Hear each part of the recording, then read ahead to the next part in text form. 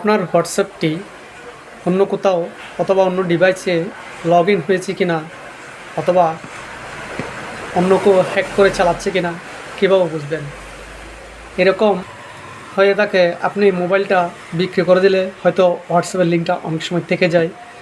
তাই যদি কেউ ব্যবহার করে থাকে, আপনি কিভাবে এটা বের করবেন আমি আজকে ভিডিওর মাধ্যমে দেখাবো।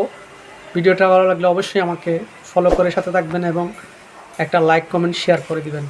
আসুন স্ক্রিনের দিকে লক্ষ্য রাখুন। প্রথমে আমরা হোয়াটসঅ্যাপে যাব। হোয়াটসঅ্যাপে ঢোকার পর এই যে উপরে দেখুন 3 ডট আছে, এই 3 ডটে টাচ করবেন। 3 ডটে টাচ করার পর এখানে দেখবেন এই যে লিঙ্ক ডিভাইস, লিঙ্কের ডিভাইস অর্থাৎ কোনো ডিভাইসের সাথে আপনার এটা লিঙ্কের আছে কি না এটা বলে দিবে। এখানে টাচ করবেন। দেখুন এখানে কোনো ডিভাইসের সাথে লগ ইন নেই। যদি আপনার হোয়াটসঅ্যাপটা যদি হ্যাক হয়ে থাকে তাহলে ডিভাইসগুলো এখানে শো করবে। ধন্যবাদ, ভালো থাকুন সবাই।